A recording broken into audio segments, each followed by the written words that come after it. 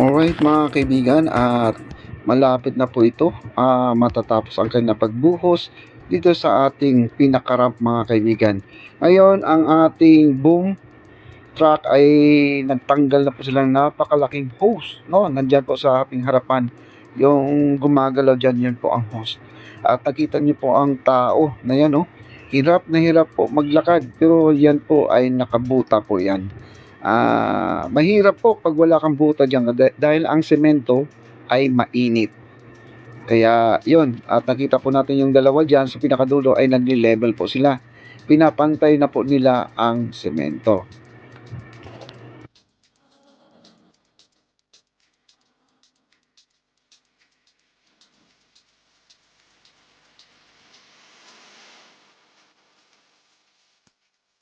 At sa ngayon mga kaibigan, kino-close up po natin at yun ang nakikita po natin, pinakinis po nila yung pinaka itaas, no? Kanina parang rough lang kasi, parang pangit tingnan. At ngayon nile-level po nila at nakikita po nila na hindi pantay ang paglalagay ng semento. Ngayon ay yung mga excess dito na hinaharangan po sa baba kasi nag-overflow po mga kaibigan, yun po ang panapal po doon sa itaas. At pagmamasdan po natin at yan po ay hakutin doon sa itaas ulit mga kaibigan. Pero doon na sila kukuha sa itaas at pagmamasdan po natin ha.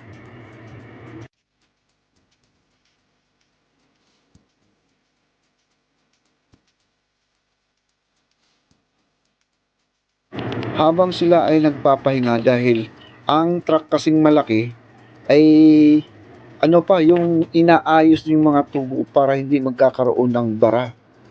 At makikita po natin yung boom truck, no? At siya po ay nagliligpit na. Ayan po. Ayan po yung nasa itaas po. Siya po ay nagbubuhos ng plain water para matanggal po yung mga simento para hindi tumigas. Kumbaga, banlaw po ang ibig sabihin yan. At nakita po natin yung hose dyan nakabitin pa rin, no? At yung binuhos doon sa kulay puti na yun na tubig ay ilalabas po nila dyan sa labas. Ayan po. Kaya ganun na po, napakahirap po maglinis dyan. Kapag yan ay nagkakaroon ng bara, magkakaroon po ng malaking problema.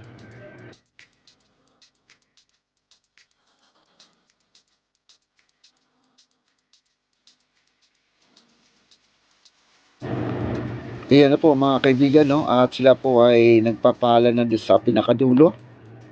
At nahirapan po yung nasa baba, yung nagtutulak ng napakahabang tubo para lang magpantay lang po ang kanilang pagkabig ng mga semento.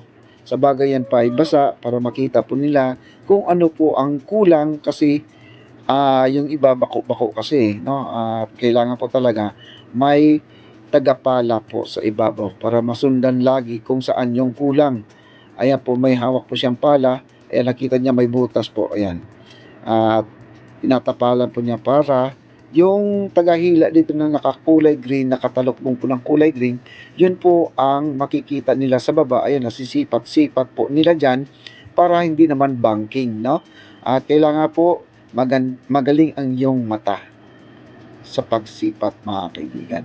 Ayan, nakita nila kulang doon sa dulo, kaya babalikan po nila doon. Ganyan po kahirap po ang ating mga kontraktor mga kaibigan, bilad sa araw, talagang hanggat basa pa yung simento, kahit matirik ang araw, tatapusin po nila ang kanilang trabaho.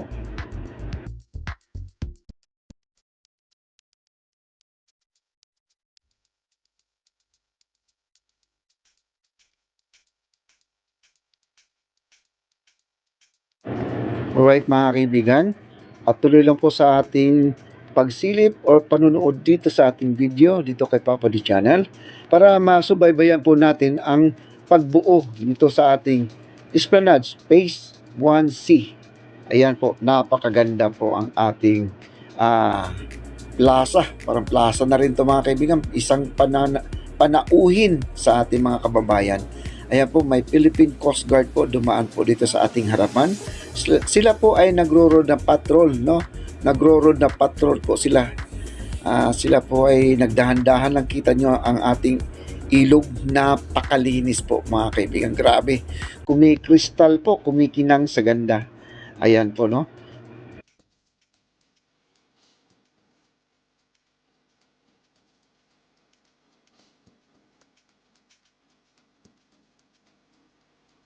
Panoorin hanggang dulo.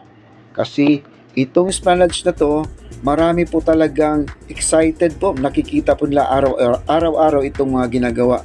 No? Ayan po, yung malaking truck. Ayan po, sila po ay naghuhugas na at inaayos na po nila yung mga kagamitan po nila. Yung isang mixer natin ay bumaba na, umatras na po siya. At itong orange nandyan pa rin. At nakita po natin yung nagdadala ng canvas dyan. Yan po ay ilalagay doon sa likod ng orange kasi marami pa po mga semento yung tatanggalin po nila. Kaya huwag bibitaw para makita nyo kung ano ang gagawin pa po nila dyan.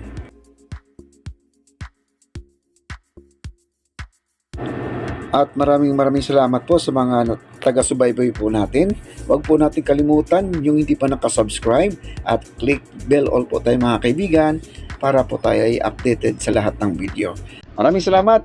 Panoorin hanggang dulo. Thank you so much.